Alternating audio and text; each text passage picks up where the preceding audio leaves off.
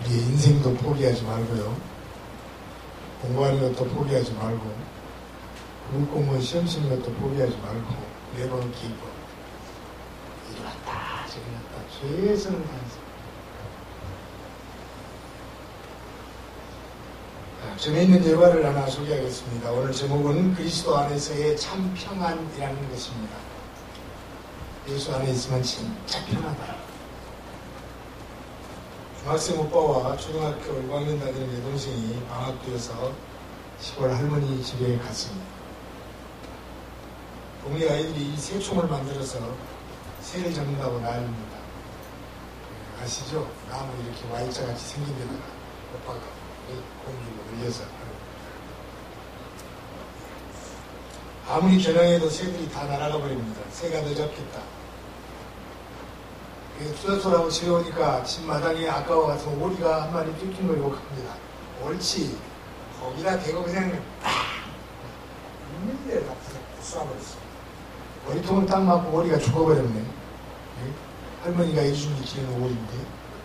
그래서 그냥 가슴이 벌렁벌렁해서 삽을 가지고 또 그 장례를 치렀습니다. 땅 파고 상조에 혼자서 땅을 파고 묻어버렸어요. 말을 못하고 불안해서 초조하고 있고 할머니 얼굴도 못 보겠고 저녁을 못 보면서 말도 못하고 있는데 여동생이 물었습니다. 오빠 왜 그래? 한번 더 좀 알아요. 사실 경찰차에서 새 잡으러 갔다가 새가 한 마리도 안 잡히게 집에 와서 그냥 큰 오리를 한번 죽을지 모르고 쐈는데 그냥 머리를 맞고 그 자리에 죽어버려서 저 마당에다 묻었다. 그래? 그럼 오빠 설거지? 설거지를 지가 하기로 했는데 약점 잡으니까 설거지. 그래서 두말없이 말 안 한다니까 설거지 했어. 밤에 잠을 못 자고 또 생각하고 때문에 큰일 났다. 시시때때로 저놈 자식이 나한테 설거지하라고 할 것인데 숨도 못 쉬고 이제 꼼짝 못하고 당했다 생각하다가 에이 길 걷었다. 할머니한테 가서 사실대로 말씀을 드려야지. 그러고 이제 할머니 방으로 갔습니다. 할머니 왜 그래? 사실은요 얼마 전에 내가 새 잡으려고 나갔다가 새가 한 마리도 안 잡히게 들어와서 그냥 오리한테 장난 반 어떻게 쏘았는데 그냥 머리통을 맞았고 죽어버려서 그냥 무서워서 직접 마당에다 파고 묻어버렸습니다. 용서해 주세요 하고 보니까 할머니가 손으로 꽉 잡고 이놈아 내가 낮에 너 한 거 다 봤어.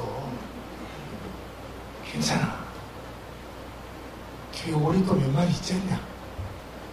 난 네가 어떻게 할까 하고 기다리고 있었어. 아무 일 없어. 할머니 아무 일 없다. 그리고는 꼭 껴안고 기도해 줬어요. 우리 손자가 이렇게 착하고 자기 한 일을 할머니한테 다 고백하고 했습니다. 아무 일이 없습니다. 훌륭한 사람 되게 해주세요. 오리 한 마리 죽어서 혼날 뻔 봤는데 아무 일 없다 하고 그냥 따뜻거리고 품에 꼭 안고 이쁘다고 아무 걱정 마라 너는 괜찮다 해버리니까 얼마나 기분이 좋겠습니까? 다음날 아침에 싱글벙글하고 밥을 먹습니다. 방학 동안 한 일주일 동안 설거지는 동생이 하기로 했는데 이제 오빠가 약점이 있으니까 오빠 설거지 해야지. 메롱 이랬다 이놈아. 왜 그러지? 아이고 얘한테 다 말했다. 할머니가 용서해 주시고 내 손 꼭 잡고 품에 안고 따뜻거리고 기도까지 해줬어. 네가 설거지. 아유.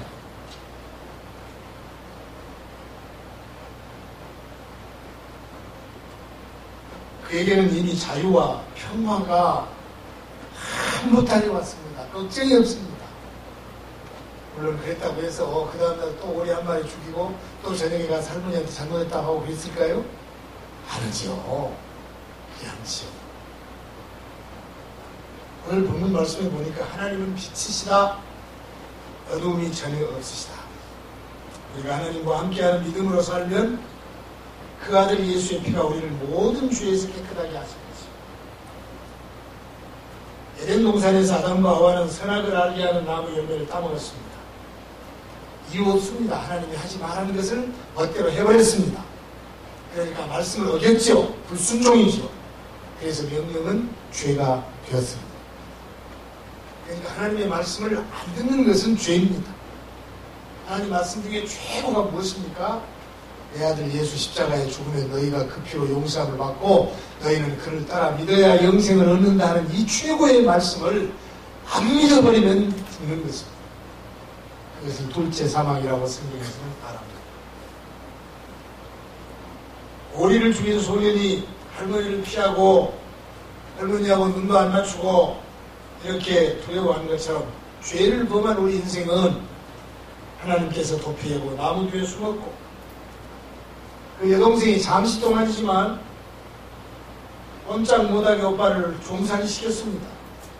그래서 우리는 죽음이라고 하는 것에 죄라고 하는 것에 사탄이라고 하는 것에 묶여서 잠깐 동안 종노할 수밖에 없었습니다. 마음의 평화를 잃고 살아온 것입니다.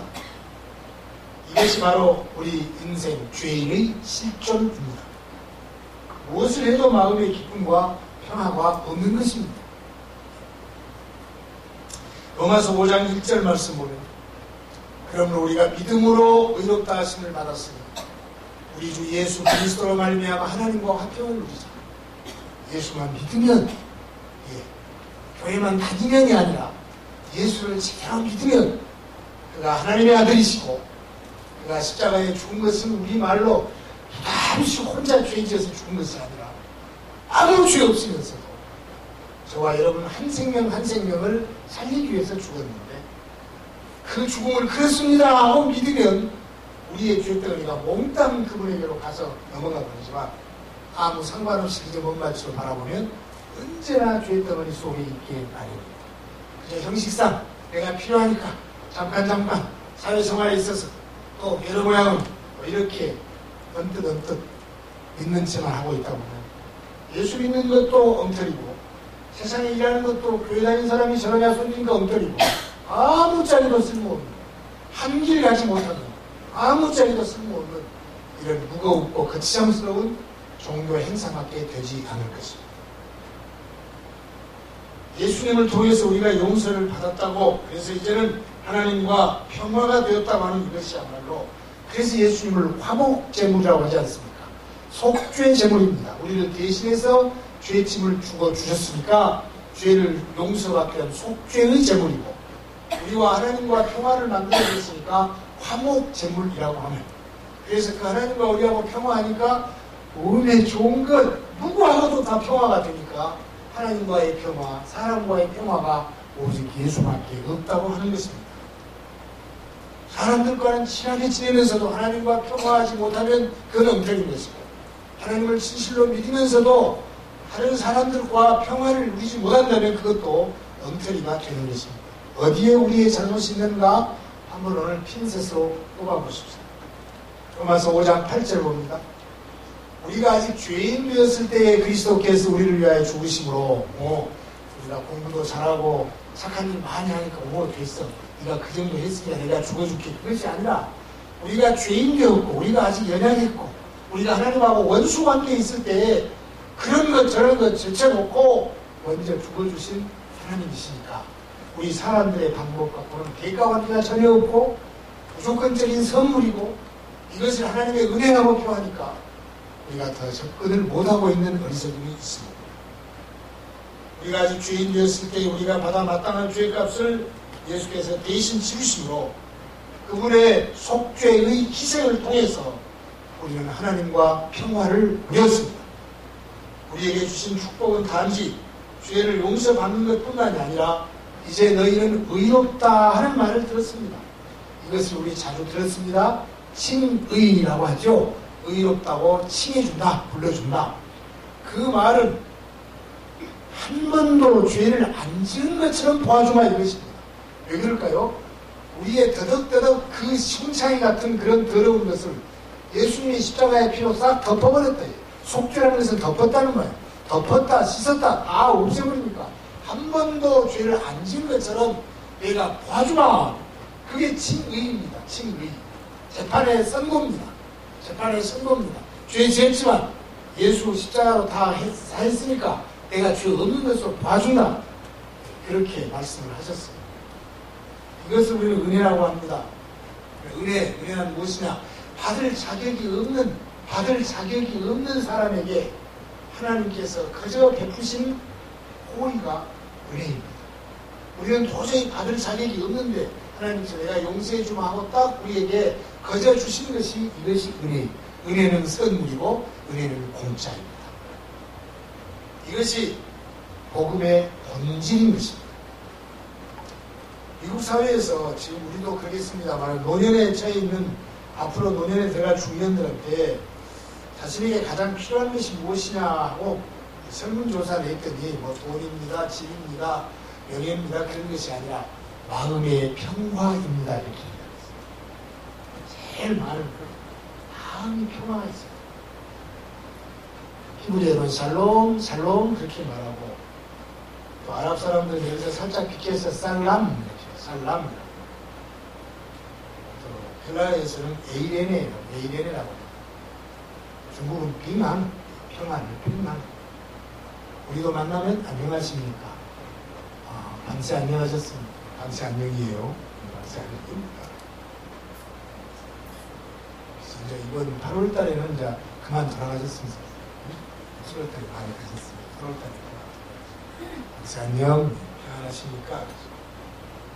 폴 필립이라고 하는 신학자가 있는데 그분은 자유주의 신학자죠. 현실 참여를 많이 하고 독일 2차 대전 때 필립이 교회들은 무엇을 하고 있느냐 다 같이 죽자 그러면서 함께 예수 그리스도의 십자가의 고난을 말하면서 나치에 끌려가서 죽은 사람입니다. 폴 필립. 그러니까 사회를 구하자 그런 사회보건주의자죠. 그 사람이 쓴 책에 인간의 평화를 위협하는 두 가지 근본적인 요소가 있는데 하나는 두려움이고 불안이다. 우리가 생각할 때는 두려움이나 불안이나 그것이 그것 같은데 두려움이라고 하면서 대상이 딱 정해져 있어서 그것만 치면 되겠다. 이것을 두려움이라고 하고 불안은 일정한 대상이 없이 마음이 이제 동교동교하는 것이 불안입니다. 그런데 이 불안이라고 하는 것은 사실 쭉 선을 그어서 보니까 우리의 죽음이라고 하는 것에서 온다. 결론이 죽음이라고 하는 것에서 온다. 그런데 그 죽음의 문제가 해결된 사람들에게 있어서는 불안이 없겠죠? 불안이 없어요. 예. 저도 죄송합니다. 젊을 때 누가 돌아가시고 그러면 그냥 무섭고 나도 언제 죽으면 얼마나 무섭겠냐고. 나이가 조금 들어가니까 조금 이제 보통 되더니 이제 나이가 적당히 들어가니까 죽는 것이 우리 인생의 순서이고 또 죽은 이후에는 영원한 그 나라를 가는 구원의 확신을 갖고 있으니까 죽음이라고 하는 것이 추하거나 또는 귀엽거나 그냥 두려움이 있다거나 이런 것이 아니었어요. 그래서 죽은 저분만이 가는 것이 아니고 모두가 가야 합니다. 앞서거니 뒤서거니 순서가 정해져 있는 것이 있지 않는 것이 죽음. 또 죽는 그분은 오래오래 사시는 것이 좋겠지만 뭐 병들어서 잡수도 못하고 그냥 이렇게 계시는 경우에는 차라리 돌아가시는 것이 얼마나 더 본인에게 편하고 또 가족들에게도 많은 위로가 되고 편안할 것이다. 이렇게 그것이 이제 인지 상징으로 자꾸 그냥 옛날 같으면 돌아가시면 그거 앞에다 3년 동안이나 집재놓고 소독도 안 가고 머리도 길고 이렇게 해야만 효자였지만 지금은 그렇지 않습니다. 그래서 어른들이 오래 사시고 이렇게 하시다가 세상 뜨시고 그러면 많이 허전하고 그래도 또 볼 때는 참 평안한 마음이 있습니다. 요즘같이 더운데 어머님 작년에 세상 썼습니다만 어머님은 더위를 못 참아요. 그래가지고 집에 계시면서도 그냥 그 화장실 들어가서 욕탕 있는 물이 가기도 전에 물 퍼서 옷 그대로 입고 막 떠주세요. 금년에 계셨으면 얼마나 물바가지를 많이 썼어야 될까 싶습니다. 우리 자신이 마음으로 여러분이 잘 가셨다. 이 더위 얼마나 물통 속에 계실 수도 없고 누가 옆에 항상 있는 것도 아니고 그런 아주 참 비윤리적인 그런 생각을 갖기도 합니다. 불안은 죽음에서 옵니다. 내가 죽어서 내 인생을 결산해야 할 하나님을 만나야 한다는 불안입니다. 하나님을 만날 준비가 되어 있는 상태에 나는 아무것도 아닙니다. 천하에 못된 것입니다. 그러나 어떻게 하다가 예수를 믿었습니다. 예수님이 내 죄를 다 감추어 주신다고 해서 좋아서 그냥 믿었습니다. 오, 그래, 그게 진짜야. 너희와 너희를 천당으로 인도할 것입니다. 하나님을 만날 준비가 되어 있는 상태에 이것을 성경은 하나님과의 평화라고 합니다. 여러분 기왕이면 그렇게 믿으십시다. 다 물론 믿고 있지만은 아이 그때 가봐야 알지 진짜 가다 그러지 말고 그러면 얼마나 믿는 것이 고통스러울 거예요 그냥. 주일날 그냥 몸에 설날다 설날 어서 가서 하나님 앞에 예배드리고 누가 옆에서 말하면 안 믿으라고 말아 나는 첫째에 그렇게 간다. 그렇게 하고 가야지. 근데 그 말도 맞고 이 생각이 보면 불교하고 비교하면 교회가 조금 좋은 것도 같고 다른 데는 부활이 있는데 여기는 부활이 있는 것도 같고 그러다가 나중에 이 하늘나라에 가면은 그 앞에서 하나님 앞에서 뭐 진짜요? 이러고 갈 것입니까? 멍청하다고 해도 할 수 없고 둔하다고 해도 할 수 없고 우리는 성경에 있는 그대로 아무것도 쓸모없고 보잘것없고 해놓은 것 없어. 예수님이 내 생명의 구주요 하나님이 보내셔서 나 때문에 십자가에 죽게 하셨고 죽어버렸으면 아무 소용없지만 사흘 만에 다시 살렸으니까 나도 그 본받아서 하늘나라에 가서 산다고 하면 이 얼마나 좋은 이야기. 돈도 안 내고 이건 뭐 세금도 낼 일 없어. 얼마나 좋은 누가 뭐라 할 것도 없어. 내 맘이야 내 맘. 일어나죠. 미련스럽지만 담대하고 확실한 그런 믿음을 가지고 우리가 갈 때 그래야 날마다 사는 것이 재미있고 죽음 아무것도 안 우리는 하나님 나라에 간다. 할렐루야. 확실하게 이 더위를 그 소망 속에서 이길 수 있기를 축원합니다.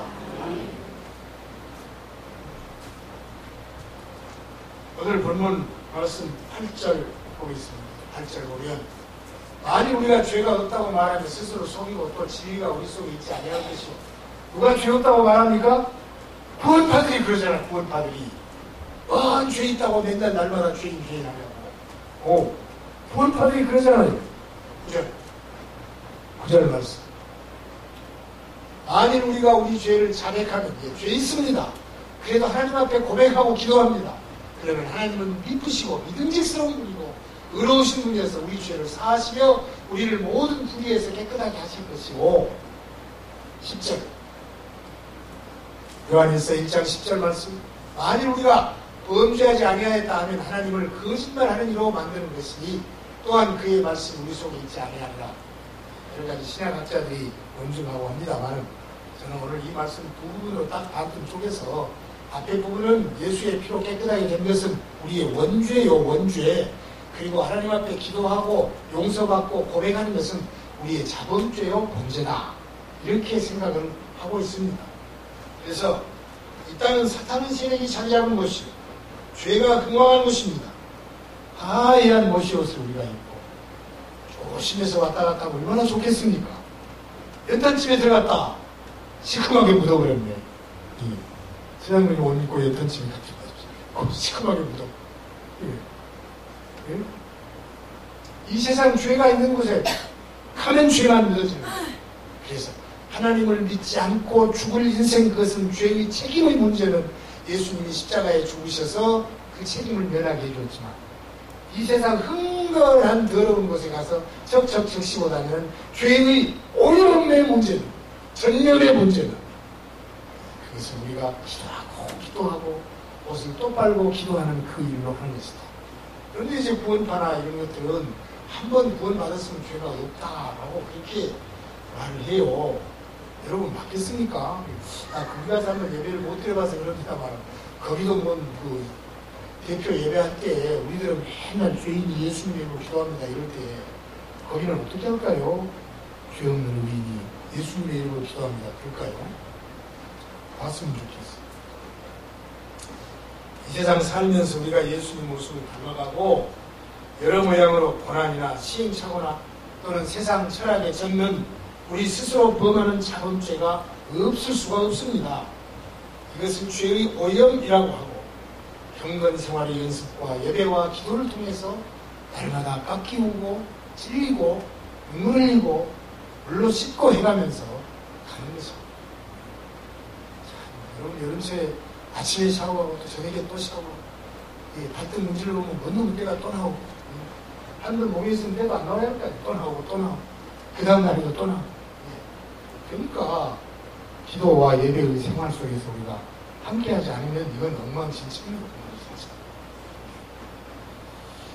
레위기 16장 8절 말씀 보면 두 염소를 위하여 제비 뽑되 한 제비는 여호와를 위하고 한 제비는 아사셀을 위하여 크다. 염소 두 마리입니다.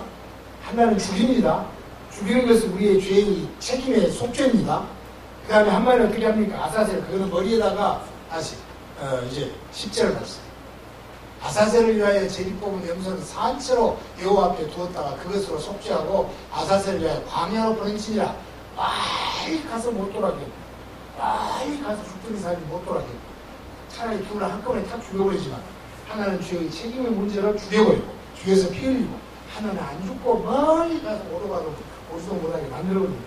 그 다음에 21절 말씀입니다. 아론은 그의 두 손으로 살아있는 염소의 머리에 안수하여 이 아사셀을 보내야 됩니다. 방향으로 머리에 안수하면서 우리의 죄, 내 죄, 우리 백성의 죄 갖고 멀리 가거라 하고 보내버리겠어요. 죄를 딱 안수하면 축복이 아니라 안수하면 내 책임이 너한테 넘어간다. 전가라고 합니다. 가서 보내버리겠어요. 그러면 그 아사셀이 이제 멀리 가서 광야에 가서 나도 돌아오면 멍청하니까 집에 못 찾아오니까 어디로 가서 죽든지 말든지 하는 것입니다. 사무엘상 12장 23절 말씀 보면 사무엘은 얼마나 훌륭합니까? 여기 그가 마지막에 자기 백성이 이런 말 했어요. 나는 너희를 위하여 기도하기를 쉬는 죄를 기도 안 하면 영감님이 기도 좀 안 하면 그냥 괜찮아 어쩌나. 근데 기도가 쉬는 것은 죄다. 기도 쉬는 것은 죄다. 기도하기를 쉬는 죄를 여호와 앞에 결단코 범하지 아니하고 선하고 어려운 일을 너희에게 가르칠 것이죠. 기도 조금 안 한 것도 죄라고. 그러니까 우리가 이 자본죄라고 하는 범위 내에 얼마나 많은 부리부리한 것들이 있었어요. 그것 하나님 앞에 나와서 기도하고 예배드리면서 찬양하고 위로부터 주신 신령한 말씀을 통해서 그러면 그렇죠. 이렇게 살아가는 것이 오늘 우리 요한일서에서 우리에게 주시는 선한 말씀이다 싶습니다. 디모데전서 1장 15절 말씀 봅니다. 디모데전서 1장 15절 말씀. 로마서 7장 12절 24절로 바꿨습니까? 예. 그러면 오호라 나는 권고하는 디모데전서 1장 15절은 내가 죄인 중에 괴수로다. 바울사도 그렇게 훌륭한 사람, 내가 죄인 중에 괴수로다. 그리고 나서 로마서 10장 24절에 오호라 나는 몹쓸 놈이다. 이 사망의 몸에서 누가 나를 건져내라. 마음속으로 성령께서 원하시는 아주 의로운 것 하고 싶은데 육체적으로 꼭 그냥 또 다른 짓을 해가지고 그냥 다른 누가 미웃거나 싸우거나 다투거나 이런 일들이 들어 있게 되니까 아이고 이놈의 시였어. 오호라 나는 권고한 자다. 누가 이 사망의 몸에서 나를 건져내라. 그러니까 율법과 행위로는 구원을 받을 수 없고 예수 그리스도를 믿는 믿음으로만 받는다는 거죠. 그 믿음의 폭이 사람에 따라서 진지하고 진지할 때는 한도 끝도 없이 그냥 훌쩍 넘어가는 경우는 수박 거달기쓰기는 세상에 쉬운 것이 예수 믿는 것이고 그러나 그 의미를 알고 말씀을 알고 하나님 편에 가깝게 나가는 분들이 있어서 이것도 부족하고 저것도 부족하고 이것도 해야 되겠는데 저것도 안 되고 이렇게 우리가 하나님 앞에서의 그 구원의 고뇌를 갖고 있는 것입니다. 할머니는 자기의 오리를 죽인 손자를 정죄하지 않고 용서해 주었습니다. 그런데 거기서 끝나지 않고 품에 안고 축복의 기도를 했습니다.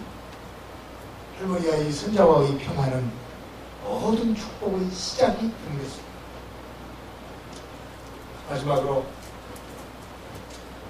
그림을 하나 볼 것입니다. 저기에 아버지가 아들을 안고 있습니다. 아들은 까까머리 중머리입니다. 방황하고 돌아온 아들을 저렇게 아버지가 안고 있는데 안는 것뿐만이 아니라 품에 안고 저기 있습니다. 자, 파란 네덜란드입니다. 파란에 렘브란트라고 하는 화가가 있는데 아주 귀족입니다. 지금 별 4개짜리보다 훨씬 더 귀족입니다. 그런데 그림을 그리고 아주 귀족으로 이렇게 그때는 대학이 많이 있는 것이 아니고 귀족들이 가정교사 하나 불러서 하면 그게 대학이고 이렇게 됩니다. 아주 말로 할 수 없는 귀족이에요. 그런데 아들이 죽었습니다. 조금 있으니까 큰 딸이 죽었습니다. 또 한 1년 있으니까 이쁜 둘째 딸이 죽었습니다. 그 다음에 시름시름 병석에 앓고 있던 부인이 죽었습니다. 어쩌겠습니까? 또 남자니까 재혼해야죠. 재혼해서 아들, 딸을 낳았는데 재혼한 아내가 죽고 그 다음에 또 이 말을 하려고 하는 것이 아니라 실제로 그 사람의 일생이 그렇습니다. 또 딸도 죽고 마지막 하나가 디도예요. 디도. 예, 그 성경에 나온 디도. 영어로 쓰면 타이터스인데 디도가 혼자 있다가 뭐 말로 할 수 없이 어려움 당하고 그리고는 죽었습니다. 절망의 황혼에 홀로 남겨진 레므란트는 비로소 내 자신이 내가 진짜 탕자구나. 내가 진짜 돌아온 탕자구나. 아무것도 의지할 것도 없고 이제 아버지만 의지해야 되겠구나 하고 희미한 보이지 않는 그 눈으로 먼 미래를 바라보면서 하나님을 참으로 만나고 자신의 눈물을 씻겨주는 그분에게 마지막 인생의 길이 평화와 안식이어야 된다고 하는 것을 절실히 느끼면서 이 그림을 그렸습니다. 저기 아들, 저 그림은 우리가 그림을 잘 볼지 몰라서 그러지만 프랑스의 루브르 박물관에 소장되어 있고 또 사본이 저기 러시아의 박물관에 있고 아주 돌아온 탕자라는 렘브란트 1670년경에 그려진 그림인데 우리가 보통 그냥 그림 끄적끄적 그리는 것이 아니라 신앙이 절절히 나타난 그런 그림으로서 표현되어 있습니다. 국내 정세가 불안하고 불안합니다. 국제정치도 불안합니다. 오늘 우리의 여름 더위는 또 얼마나 뜨겁습니까? 쉴 곳이 없습니다. 에어컨도 싫고 선풍기는 소리만 들어도 머리 아프고 수박도 하루 종일 먹을 수 없고 이거 참 보통 고뇌가 아닙니다. 쉴 곳이 없습니다. 그래도 여러분 오늘 이동산의 이 더위에 나왔습니다. 우리의 영혼이 쉴 곳은 하나님의 교회입니다. 노아가 방주를 만들어 놓고 다 이리 와라. 아무도 안 왔습니다. 하나님의 교회에서 수고하고 무거운 짐진자들아 이리 오라. 내가 너희를 쉬게 하리. 내가 곧 길이요 진리요 생명이니 나로 말미암지 않고는 아버지께로 올 자가 없느니라. 예수님이 초청하시는 그 말씀이 우리의 귀를 울렸습니다. 그리고 우리의 마음을 감동했습니다. 그렇습니다. 믿음은 들음에서 나고 들음은 그리스도의 말씀입니다. 참된 유식은 말씀밖에 없고 참된 유식처럼 교회당밖에 없고 그리고 참된 유식은 예배를 드리는 것이 최고인 줄로 믿습니다. 기도하겠습니다. 하나님 아버지 예수 그리스도 안에서 참 평화를 누릴 수 있도록 우리를 인도해 주시니 감사합니다. 온전히 다 맡기고 믿게 하시고 온전히 그분의 사랑을 한치 오차도 없이 성경은 진짜입니까? 이 말씀 그대로 하며 우리의 신앙을 다시 한번 점검하며 이 무더위를 이 혼탁한 사회를 하나님의 교회의 참으로 좋은 쉼터를 통해서 새로운 안식을 얻고 힘차게 승리하는 저희들이 되기를 소원합니다. 우리 구주 예수 그리스도 이름으로 기도하옵나이다. 아멘. 우리 구주 예수 그리스도의 은혜와 하나님 우리 아버지의 사랑과 성령님의 감화, 감동, 충만, 위로 역사하시고 오늘 또 영혼의 쉼터에서 우리의 모든 것을 다 버려놓고 영원한 그 나라 바라보며 행복하게 예배하는 모든 성도님들 머리 위에와 앞서 어머님을 보낸 유족들 머리 위에 그 어린 생명을 해산한 귀한 엄마 아빠들 위해 영원토록 함께 있을지어다. 아멘.